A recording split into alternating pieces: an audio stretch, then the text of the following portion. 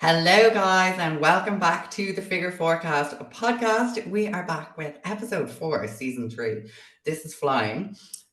We have another amazing guest on with myself and Scarlett this week. It is Jase from Team Jase.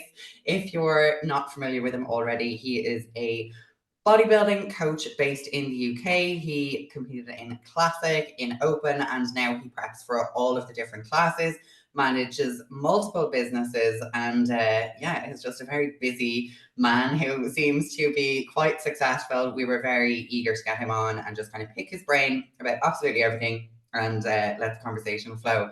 Jace, do you want to just give a little intro about yourself? Tell us. So, firstly, thank you for having me on the pod. It's an honor. I've not done one in a while, so I was eager to get on.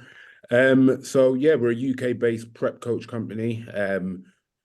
We are bodybuilding facing, but we still help quite a lot of lifestyle. We've got a big team with 4 coaches on board, with a 5th one coming on soon. So we're quite big in that essence.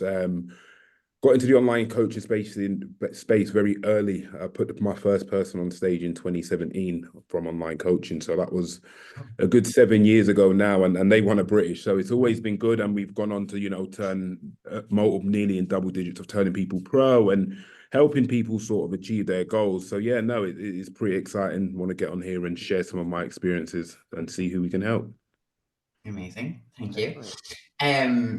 Let's start back at the beginning, I guess, because that is quite early on, I think, for online comp prep. Yeah, Right? So very. tell us about that journey and like how that happened. Yeah, because the online space, a lot of people got into it with sort of lockdown, being home, and I got into it very fortunately quite early on. I was sort of shadowing a mate of mine, Team LRF, a bikini coach. I was shadowing him very, very early doors, and I always say this: when I started online coaching, I only knew 6 online coaches, genuinely. And that was, Jordan Peters was probably one of them. And it was so early on, Jordan Peters was charging £15 a week. So you can sort of see the evolution. I sort of saw Team LRF, Jordan Peters, Eddie Abu. Eddie Abu was doing it as well, but he was more in person. So I saw that, and it just took LRF as a friend. He offered me a coaching role with himself, and just the way I'm set up, I was like, in all respect, I'd rather try it myself, which was hard because I'm still very young in the coaching industry. I think when I was online coaching, I was competing as a junior and putting adults on stage. So it was a bit crazy at the time. So it's worked out pretty well. But yeah, I got in at 2017 and, touch wood, I got in at the right time, let's say. I still think it's the right time for a lot of people wanting to get into it, but I got into the right time. And, I've lived in Dubai for 3 years. I've lived all over England, and it sort of helped just living in different areas to open my network quite wide. And I believe that's one of the reasons why we got successful quite quickly. Yeah, for sure. What would you say to maybe some up and coming coaches who are, kind of trying to delve into that competing prep world? What do you think helped you be kind of super successful at that? Well, I think when you're sort of delving into that prep world, a lot of the younger coaches, they want to get their first show win, their first client win. And I always say, be realistic and be authentic, and very early on, I was having them hard conversations of, I wasn't scared to tell a client, you know what, you need another 4 weeks. Whereas a lot of the younger coaches, they're so eager to put someone on stage, they might put them on at 80% because they don't want to have them hard conversations. I move more shows than you can imagine because I'm always like, when they get on stage, that reflects me. And because I had the courage to do that, most people that get on stage are in the mix because I'm not shy to move shows, whereas people are scared, I might lose a client. I'd rather lose a client than put someone on who can sort of tarnish the rep of people I put on stage. So Yeah. I would say don't rush to get that first result because it will come, because sometimes when you rush, it's not the best final product, and then that can actually go against you. Yeah, for sure. I think those, like that whole communication thing, again, everything just comes back to good communication. And like those hard conversations in the long run are going to do someone so much more Oh, than massively, massively. and they're going to come off and feel like shit after not placing. You're going to be annoyed and frustrated, and it just does no one any favors. Awesome. With your figure ladies, what would you say maybe are some of the mistakes you see people making within that class, be it athletes or coaches, be it prep or off season? What are some of the big no-nos you see The figure happening that classes, that's very interesting because in 2019, I prepped quite a lot of figure, had some British champs here and stuff like that. And I actually feel the mistake is prepping a figure girl like you're prepping a bikini girl. And I don't mean in the same method. I believe the figure condition, the duration of the prep needs to be slightly longer. And I think that's the misconception. It's a different criteria, it's a different class, it's a different look. So I do think a lot of the time, I prep my figure girls 20, 22 weeks. Whereas when I first started, I'd be like, yeah, 15 weeks. And it's, that 5 or 6 weeks is where you get the true grainy condition, the condition in the glutes. Obviously, being very transparent is where people get it wrong, is the cycle usage. That potentially being the length, and potentially when we look at the negative side that's associated with figure is the virilization, because the cycles are being stretched too long, which I think has a detriment on the final look, being tired, being worn out and stuff like that. So I would say what I see as a mistake is the duration of prep being too short, and then the cycle usage being too long, if that makes sense. So those are the two things I see in that essence, because again, as much as it is figure, we want to keep the females as feminine as we can, and it's very easy to be like, oh, it's figure, we can just push harder, we can push harder, but then that goes against the grain when you're with experienced judges, because they look at the finer margin. So that's my sort of take on that class. Yeah, for sure. I'd agree. I used to compete in bikini and switched into figure this year, and oh fuck me, that prep was a rude awakening. It was so long, it was so hard. I was like, dear God. I say give yourself my safety net is an extra 6 weeks. It's like even the wellness girls now, as much as they are getting leaner every year, they're typically bigger girls. So I tend to have a safety net. I'd rather prep someone for longer and hit the target once than fuck up and then we got to go again next year. Yeah, for sure. But I think that there's a notion around quick preps and there's a notion around easy preps. People are selling that as a quick process, but it's bodybuilding. It's not meant to be easy. It's not meant to be fun. No. With like obviously figure and wellness, obviously I think people think wellness, you don't have to be as lean. Yeah. But like, how do you get that lean look and then not make the glutes striated? Like, yeah, we got to be honest, you got to keep them glutes full with Prima Bowlen. No, all jokes aside, like the natural girls, it's just getting lean very early on. And obviously, when you look at a wellness girl, their frequency of leg training is higher. So if you're training legs more often, that muscle's fuller for longer. Obviously, you have to reduce the volume and have that frequency a bit higher. So it's getting ready early for wellness and then filling out earlier, if that makes sense. Whereas in figure, it's getting ready on time and probably filling out for 3 or 4 days. But as much as with the wellness girls, what I tend to do is push them very hard from the start, get the chunk off, and then, we can start to have them refeeds on them lower days and stuff like that. But that is what I would deem as the perfect way, in my opinion, to prep a wellness girl. Get a chunk off, get in a very good body composition where you can start to refeed on them lower days. I start to take out high impact cardio on them lower days as well to try and keep the glutes full as well. But it's a very fine balance, but ultimately, you can't really say, how do you keep that glute full? It's typically they've either got the muscle or they haven't. Do you know what I mean? We can only fill out what's there. And typically a lot of the girls now, even some that I help, they want to do wellness, they start down and I'm like, I'm sorry, but that was body fat, not muscle. So I think that's the real difference. And I have them hard conversations. So I'd rather someone say he's an absolute dick. And then on the other hand, I'd have someone say, I got into absolutely incredible shape and I fit that criteria really well. So like I said, it all reverts back to respectful but hard conversations. And I feel like people don't have them, and you need to have them if you have the athletes, best interests at heart, because it's 16 weeks prep, we all want to win. Yeah, 100%. I think that's one big thing. Like, if you want to last or like become the best you can be, is having the balls to kind of have that respectful but hard conversation. Yeah. What are some other things that you would say it takes, or that are typical to see among those like elite level coaches working with kind of, those elite level athletes? Like, what would you say kind of like skills wise is important to develop? And skills the coach need or the athlete needs? the coach, yeah.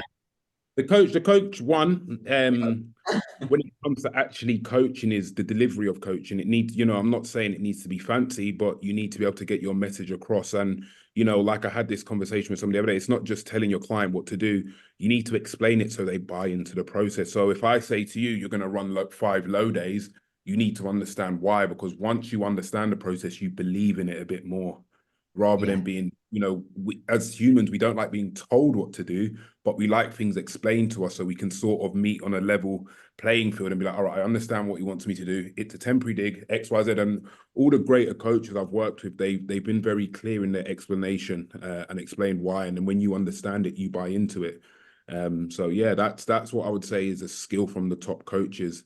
And just like traditional things like service, like because top coaches, like naturally they work with a bundles of clients, like they're probably working with 80 or 100 clients. So it's not just the service, it's about the delivery speed, not saying replying 2 minutes, but being able to get your message across in a short period of time and make it as understandable as possible. So the client can just, typically when you work with high level clients, they just want to get the message, understand what they're doing, crack on, and then contact you when there's any issues. Yeah.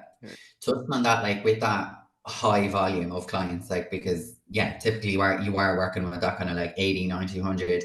How do you manage that like on a day-to-day basis? So typically most of the coaches I speak to, like my friends are sort of at that level of coaches in the UK. So you just, you manage your day. Ultimately I would say Wednesday I might do 30 check-ins, Thursday 30, Friday 30, Saturday 30, Sunday I back off and do 15. So you sort of just break down that week to suit yourself. And when we're talking Loom responses, say for example, each client gets 3-minute Loom responses.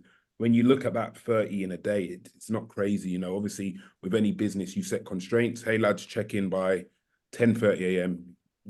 I typically start my day at 7-ish. And if all the people are checking in and you're getting through, say, 8 an hour, by midday it should all be wrapped up. So it's sort of having a level of athletes that respect your timing, because once the athlete respects your timing, it makes your work day easier. And I say to coaches, work in work blocks. So I prioritize check-ins in my productive hours of the day, which to me are the morning. I'm up at 5 every day, so that's the morning. Then I'll do 4 hours. I'll eat, I'll train, have my time, then I'll do secondary. So I believe you can work at that volume if you understand the structure where you're sort of most productive. It's got to benefit you, and where it's adherable for clients to check in. If I'm saying clients check in by 7:30 a.m., it's probably not feasible, but giving sort of 10:30 a.m. and then allowing them to check in. So I think it's just managing that day and making it work. And again, like I give my athletes, if they're lifestyle athletes, I'm a bit chilled with, but if you're on prep on the 16 weeks out and you miss a check-in, you're getting a grilling. It's hell to pay. Yeah, because I always say, if that's the first task of the day and you can't do it, what happens when you want to do your cardio at 4 and then you end up missing your cardio and then you just putting it to the back end of the day. I'm a big believer in how you start the day is how you end it. So if we check in on time, everything else will sort of follow suit. So I'm quite militant like that, but I always, even if I have a grilling, I always explain it's from a good place because you're the athlete and you want to get to your end goal. So as long as I relate it back to the athlete and they understand, this isn't for my benefit, it's for your benefit. And that's the reason why. So, the clients I know, like condition coach, a lot of the top coaches, they just structure their day to suit them. And when you've got respect for athletes, they'll sort of respect it because they understand. And a lot of athletes are coaches anyway, so they'll take from that and then implement it into their business as well. Yeah, for sure. What do you think makes a great athlete?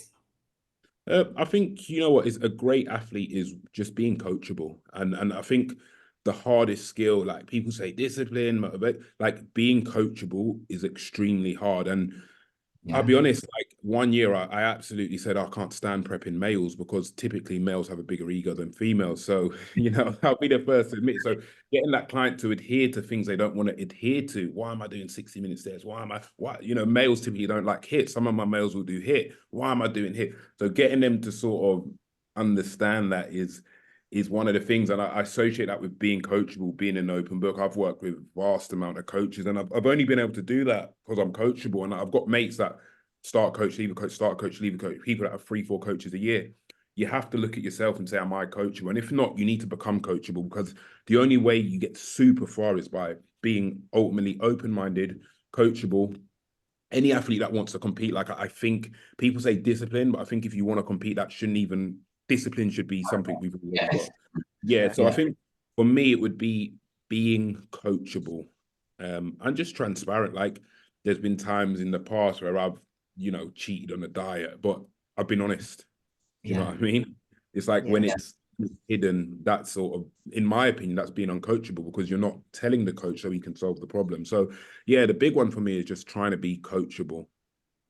Yeah, big time, big time. How would you like know, like how would you get that across to someone if they weren't being coachable? Would you be like, okay, that's enough, you're out, or would you explain like, right? I very rarely kick people off because again, sometimes I look at myself first. Have I done something wrong? Is my delivery route not great enough? Typically, like last week, I got a client on a Zoom call. I just said, you know what, we need to iron this out because we're just going back and forth. Iron it out. This is for you. This is for me. If not, like, I think as a coach, as much as, I'm very transparent, a lot of coaches are in this for the passion of the sport, but with the passion, a byproduct of that is income.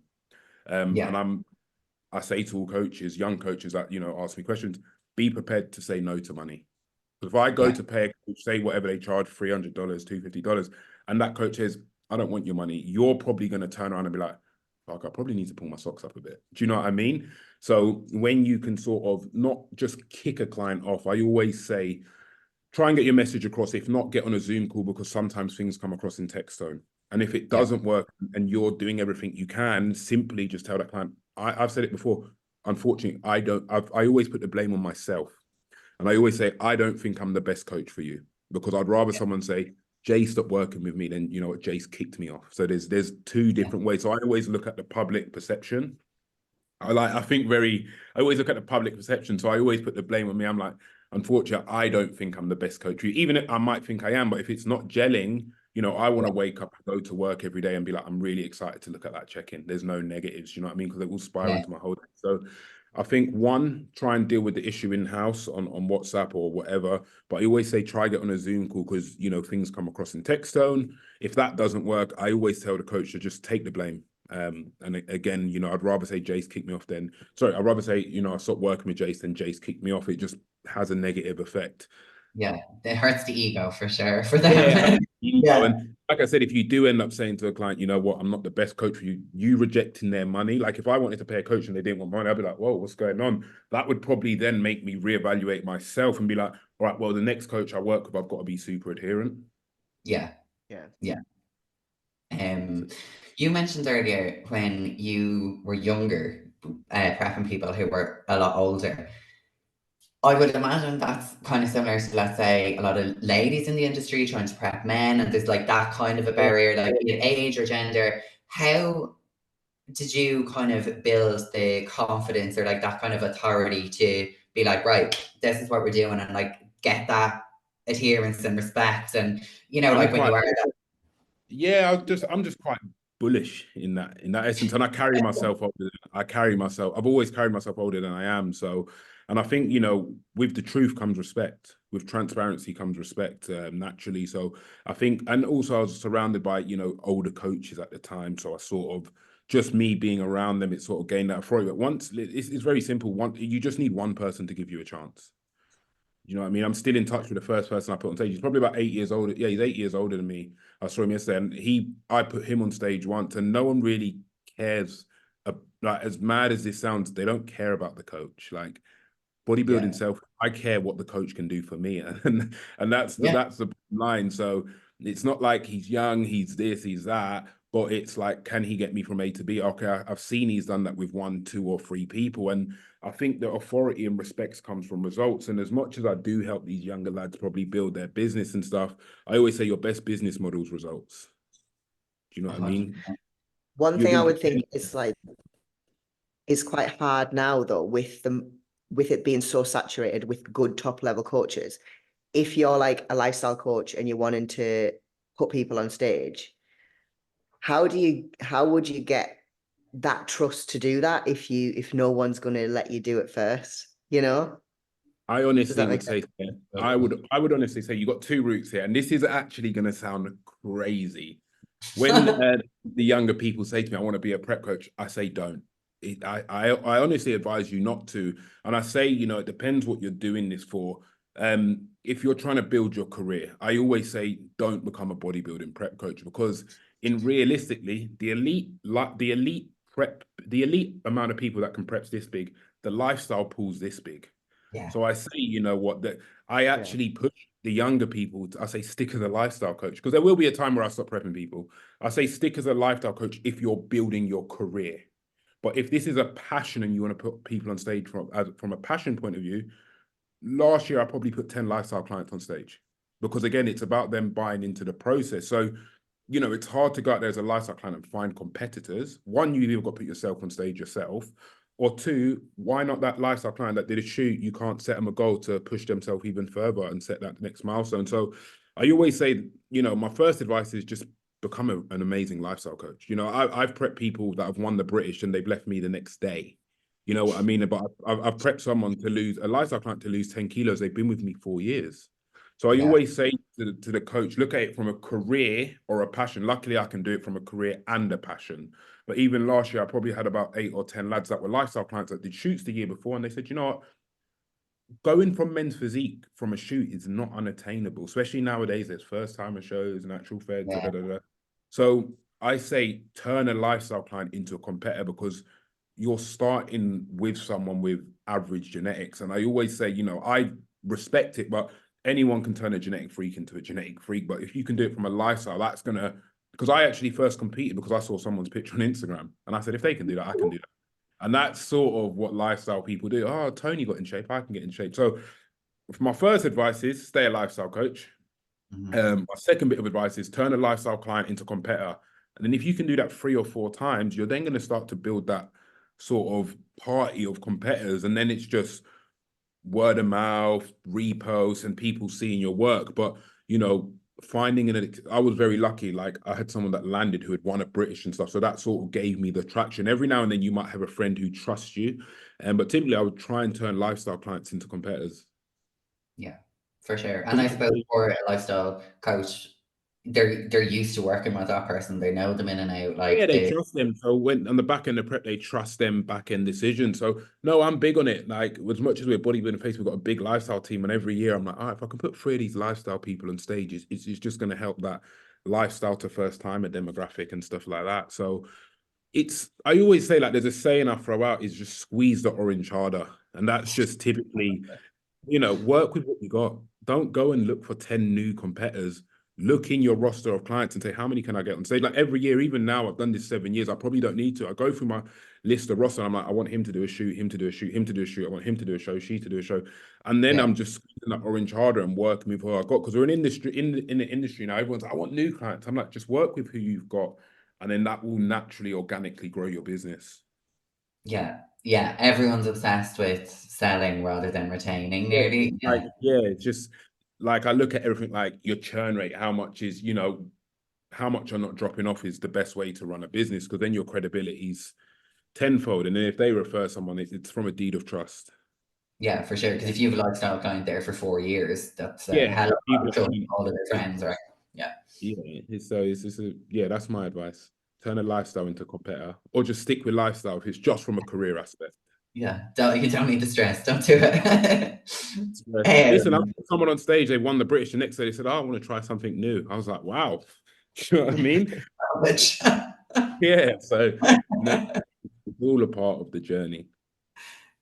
With the new coaches you work with, because obviously you do a little bit of mentoring as well, and I know that's kind of kept to a select few, right? So Very small, 5 or 6, like, and most of them are current clients. Do you know what I mean? And that's why I always talk about the deed of trust. I actually think all of them are current clients. That's where I sort of talk about building that deed of trust with clientele, that they sort of say, do you know what? I've enjoyed that service. I want to learn that service and stuff like that. That's something I don't really.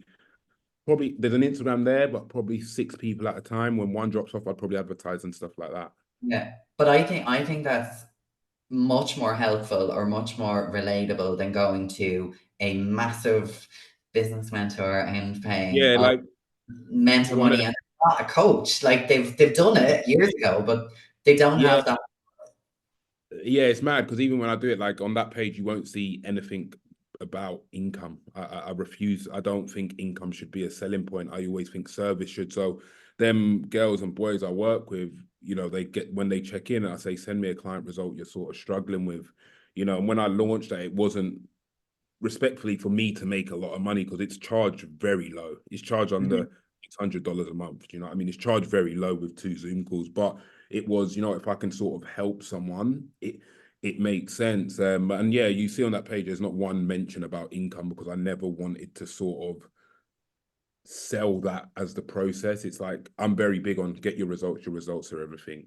Get your trust is everything. Your reputation's everything. Guard it with your life. Do you know what I mean? That's sort of the route I wanted to go down. So I said, you know, I'll do 5 to 6 because I was getting a lot of people asking clients, oh, can you help me? Can you help me? Like even yesterday, hey, can you help me? And I thought I was trying to help everyone. And I said, I've just got to I value my time. I've got to put a model behind this. And you know what, I think I've done, like, I don't push it crazy, but I think I've helped like 60, 70 people, which is good to see some of them thriving. And some of them have gone on to make great figures and people would say, why don't you post it? And I just say, it's not, I don't want to push that agenda. I personally think that should be personal anyway. I don't think anyone should. 100%. Yeah. And what they're struggling with, like what the issues in their business are, or their Yeah, clients. like even when I ever worked with someone, I said, my business, let's keep it personal. Yeah. You know what I mean? I think it's good, like, and that's you know, I always say the fitness industry is the only industry that's never gone backwards in a recession, and I can see it with the arm now branching out of mentoring. It's only going to get bigger because people are going to sort of push into that, and it's going to get saturated. But yeah, that's just the way it's going to be, and it's again like it's going to end up to results and trust that's going to keep you around. For sure.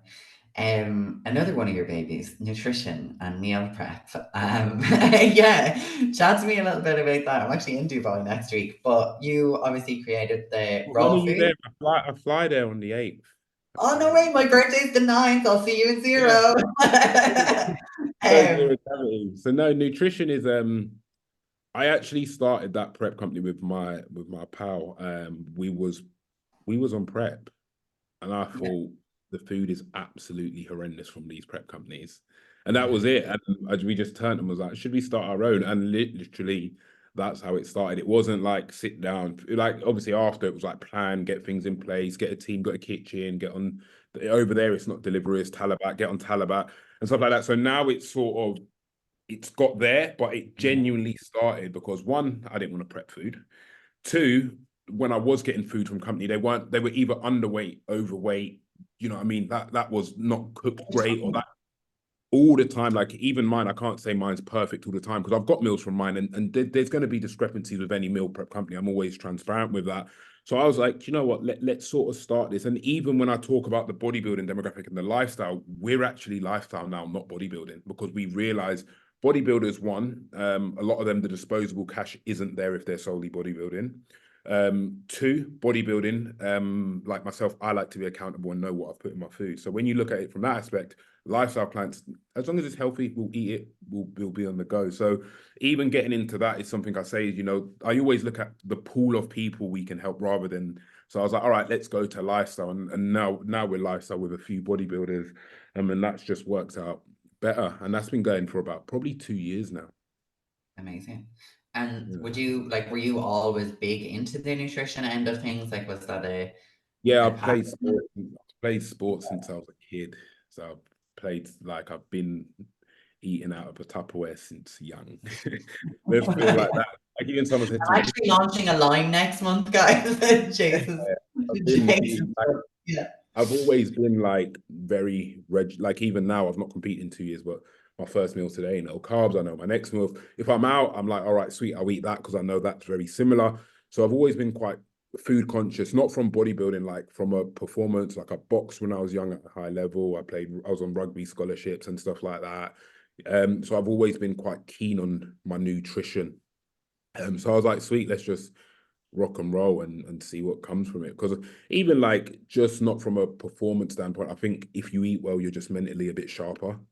Naturally, if I go out and smash 15 Jaffa cakes and 2 pizzas, the next day I wake up sluggish. So don't get me wrong, my Saturdays are a bit crazy, but in the week I'm always like, all right, sweet, that's accountable, that's accountable. Bodybuilding or not, I believe, like maybe not to the extremes of weighing it gram for gram, but I believe everyone should sort of have an understanding of portion control, how many meals to eat a day, and sort of just keep them in nick. So yeah, I sort of always had a keen eye for nutrition, and because I grew up in a family where it was sports or nothing, I remember going from school, my packed lunchbox would be chicken and rice. Do Yeah. you know what I mean? It was very boring in that essence. So that's just like someone said it the other day. I said, it's just stuck to me. Do you know what I mean? Like even my cheat meals now, I'd probably then go to a Turkish and get a chicken and rice. I'm like, yeah, it's cooked different. Do you know what I mean? Like, Yeah. so Such that, charcoal, it just makes all the difference, doesn't it? yeah, it's just habits really. Like even now, I mean, people are like, you're not competing, but you're still in shape. I'm just like, it's just habits. Yeah, I woke up like this. But as well, I suppose you're like as a coach and a PT and stuff, like you are your own walking advertisement as well. So Yeah, especially with you working with yeah, lifestyle as well. yeah. That's why for now, like I would deem myself as lifestyle. Luckily, I can still outlive some of the bodybuilders, but I deem myself as lifestyle. And you're your own USP. You're your unique selling point. And I always think, you know what, I've got to look the part and feel the part, because again, it still makes me relatable to clients. You know, I got lads now doing 35 minutes cardio. So last week I was like, oh, I'll do 35 minutes cardio. I've got lads doing no carb days, but I've not done that yet. So No.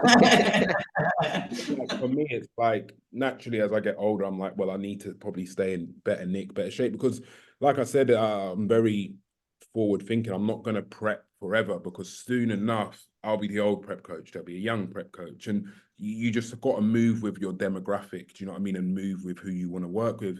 In 10 years, I might only be marketing to over 40 males. Do you know what I mean? So in order to do that, I've got to be leading that sort of path.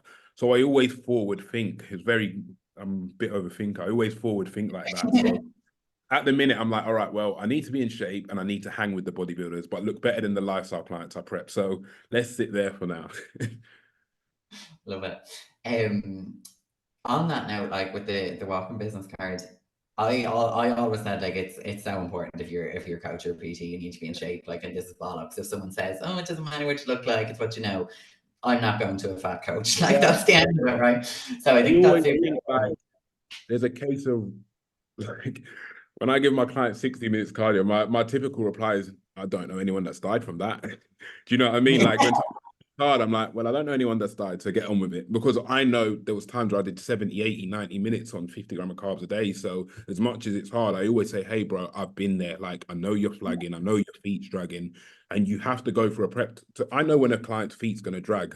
Like a lady this week, 8 weeks out, I said, you're going on one carb meal a day. You're probably going to feel like this. But if it's too much, reach out, because I know how you're going to feel. But if that female's is starting to drag her feet, she'll subconsciously say, Jay said, I'm going to feel like this, so let me get on with it. So I think it is good to sort of push yourself, not saying compete every year or even compete, but push. I always think everyone should push themselves to a good diet phasing level at least every 18 months, just to re-experience what it feels like. You know, sometimes when I was bodybuilding, I did them bulking phases, I forgot what dieting felt like. And I started and I was like, fucking hell, this isn't nice. Do you It's know what I mean? rough. It's rough. Yeah. I think being able to do that helps massively. So, you know, I don't think you have to be in the elite shape, but you must have tried to sort of put yourself in that position to be relatable and understand 100%. Yeah, for sure. What do you think there are like some other things that coaches may go wrong with, or are there any trends you see in the industry that you wish would fuck off or change? Oh, the trends. Well, what I think a lot of coaches go wrong with is the term I say is trying to keep up with the Jones. Just because one coach has done something, everyone wants to try do it, or just because this is a trend, everyone wants to sort of try and do it. Like years ago, it was cardio with a weighted vest. Now no one does cardio with a weighted vest, and yeah, do you know what I mean? There's so many trends that have gone in and gone out and gone in, gone out. I've always said I'm just going to stick to what I know, my ethos, because I'm sort of comfortable there. So I would say that's the hardest thing. I'd say to young coaches, just do what works. Like, you know, we can all tell you how to eat chicken and rice and put you in a calorie deficit. It doesn't have to be overcomplicated. Do you know what I mean? So a lot of the times it has done, and that's sort of, you're always going to see it trends like reps in reserve, all the banded work last year. There's always going to be, even now, like a lot of the bodybuilders doing a bit of functional fitness to drop blood pressure. Just don't put your blood pressure up that high. It's easy to fix. Yeah, You know what I yeah. mean? So as much as like even sometimes I might do that work as a lifestyle client now myself, but I'm not going to push that agenda onto my competitors because I don't think it's needed. So I think naturally stick to what you know, because if you change with the trends, again, I'm big on that. Deed trust is going to be like, well, yeah, we was doing that, now we're not, but why are we not? And then you've got to explain it. So I always say traditional cardio, traditional diet, and stick to what you know. And even like, I'm not against it, the cereal trend, some of my clients have it, the X, Y, Z, like they're all trends that, you know, and they'll all go and they'll all come back. So just sticking to what you know. Don't get me wrong, being open mind, try it with a couple of clients, but some of my clients will eat cereal, jam bagels, some of them won't. Do you know what I mean? So it's just like not pushing your agenda that you've seen that's popular on everyone. Yeah, because you definitely do see that, like, coaches suddenly get into some style of training or some way of Yeah. eating, and it's then like programs down the line. Programs, but like you can't live your like, and even then, like a lot of coaches try and live their dream through their clients. Oh, yeah, I was a competitor, so you have to do what I did. I ate 7 meals a day, and da da da da da. If you can't eat 7 meals, eat 5 meals. You know what I mean? Like I've worked with coaches, and it's like you must do this, you must do that, but it doesn't work for everyone. Do you know what I mean? And like just because, like for example, I barbell squat heavy, but some of my clients don't, because it's not suited for them. Do you know what I mean? I do that for my enjoyment. Not, it's probably not optimal, but you can't push your trend on people. It's got to be what works for the client, and every client's needs sort of different. So yeah, I think the trends I would get rid of is overcomplicating training, the reps in reserve, and just the whole trend on social media of you're doing it wrong if it's not done this way. Do you know what I mean? Like you're doing it wrong. Then like if you don't ban the hack squat, you're wasting your time. Them sort of negative notion trends, just let people enjoy and focus on yourself. Do you know what I mean? Or, you know, side raises are shit if it's not cuffed or something like that. I'm just Yeah. like, well, they worked for 20 years. Do you know what I mean? Yeah, it's fine. You can still use dumbbells. Yeah. Yeah. I remember I think that I put a post up about growing your delts for dumbbells, and someone said, "Sorry, mate, you know we don't still ride horse and carriages, like things evolve." I was like, "All right, no worries, I'll do the cable," but it's not.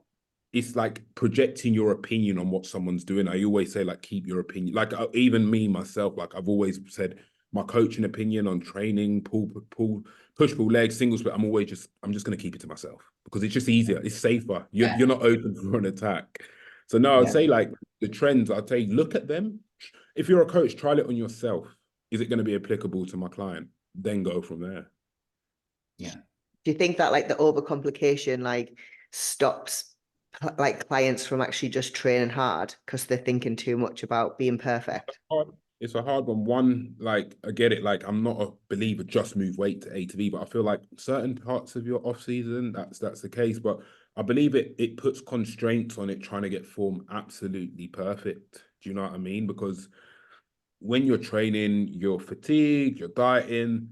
Sometimes that form's not going to be perfect. It's just about getting the session. And so I do think it puts restraints. But then on the other hand, I think for coaches, it's another selling point. We do this, we do that. Do you know what I mean? So it is a hard one because I still think traditional training methods work. Granted, you train safely.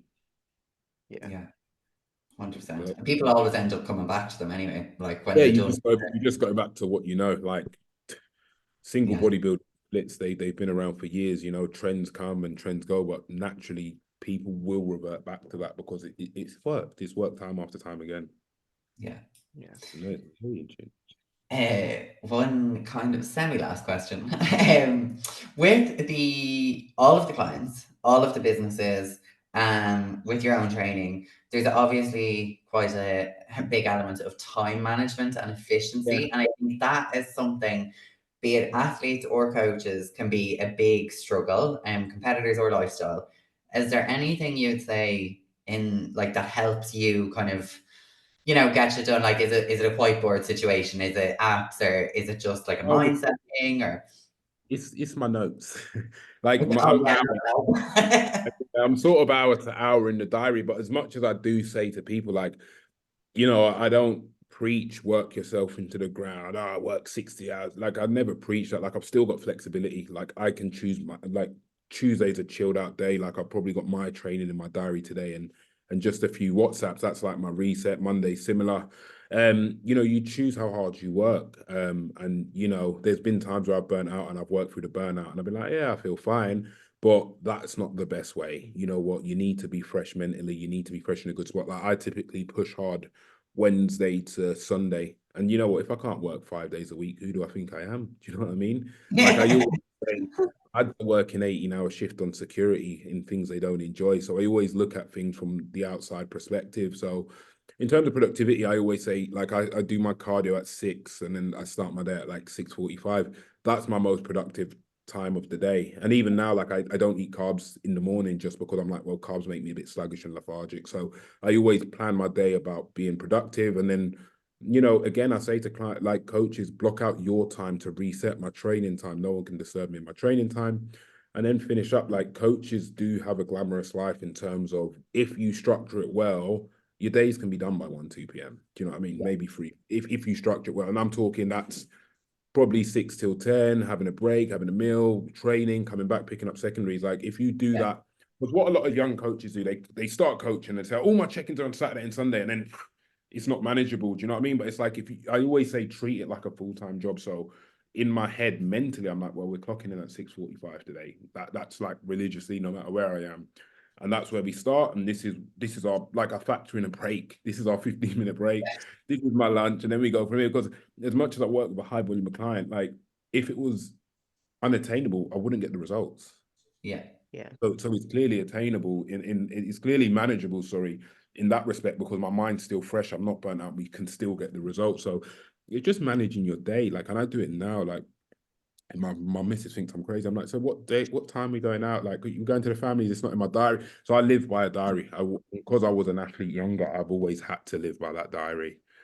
Yeah. So no, I think that's what it is, because a lot of people walk into this and they want a professional career, but they still treat it as a leisure career.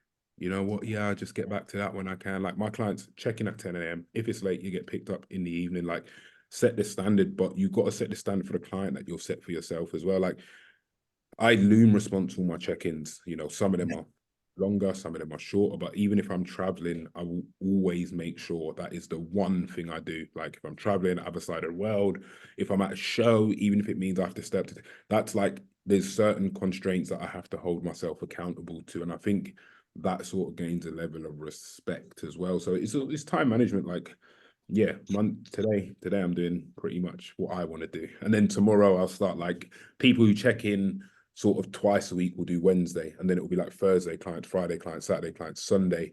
And then if we was to get busy, it will change, but it's not going to get busier for myself. It's sort of like 1 in, 1 out sort of thing. Yeah. But no, yeah, it's just constraints in anything you do. Same training time every day, same meal one time every day, same cardio. But I'm very like regimented in that. Regiment. But I think anyone who doesn't have a routine, like you're pissing Yeah, against like the I say it to clients all the time. Listen, if I worked in a travel agent, I know every Monday after the weekend, 9 a.m., we're going to cold call everyone from Friday. Like I see everything as it's got to be run as a leisure business. Do you know what I mean? That's the way it's got to be done. But I think a lot of people walk in, granted byproduct of service, they make a bit of income and they sort of take their feet off the brakes. For me, I get scared every year. I've done this 7 years, but there's only a handful of people I know that's done it for 10 or 12.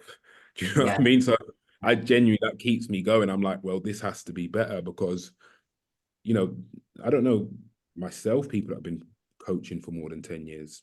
So I'm like, if I'm going to move into that realm, things got to be sharper, things got to be better. So I'm always sort of challenging it from that perspective. And again, like I said, I'm very forward thinking. So I'm like, I can move with my age and stuff like that. But yeah, that's what it is for me. It's like, how can it be 1% better? And you know what? The honest truth is sometimes it can't. Sometimes it is what it is, and you just got to get on with it. Yeah. And just show up, get it done. Time Amazing. management is king. We always ask this question at the end of the episode. What would your death row meal be? My death row meal, I'm probably going to say there's certain meals I would have, but I can cook. So it's got to be a meal I can't cook. I would probably say it's got to be 50, 60 sushi rolls. Of course it would be. Dessert?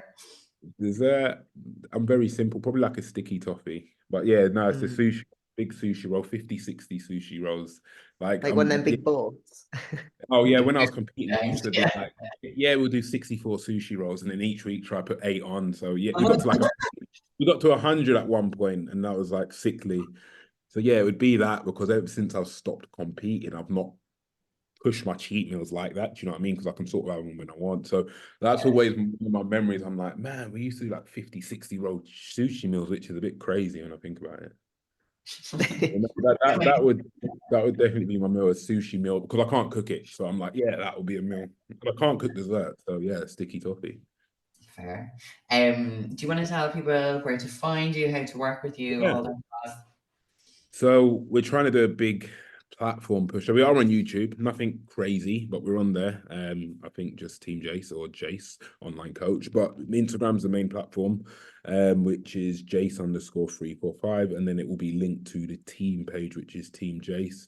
And that's pretty much where you find us. And then in our links, we've obviously got website, YouTube, and just sort of trying to branch into other platforms, because we all just use Instagram as the main platform. So Yeah. diversify a bit just in case. Like I'm forward thinking, just in case Instagram shuts down. It goes. Yeah. I No, always but have that fear. yeah, I always have that fear. So I'm like, all right, let's push it this. But no, that's where to find me. Always open for a question. Like I said, bodybuilding facing, but still a lot of lifestyle. So yeah, that's where to find me. Amazing. Thank you so much for coming on and taking the time out of your busy day and schedule. Really do appreciate it. I think people are just going to get so much. I've genuinely enjoyed these conversations. So I'll definitely be finding the link and stealing some snippets anyway, 100%. Yeah, for sure. Guys, thank you so much for listening. Please do go check out Jase's Instagram, YouTube, all of that jazz, and see what he's all about. And we will see you all again next week for our next episode. Bye.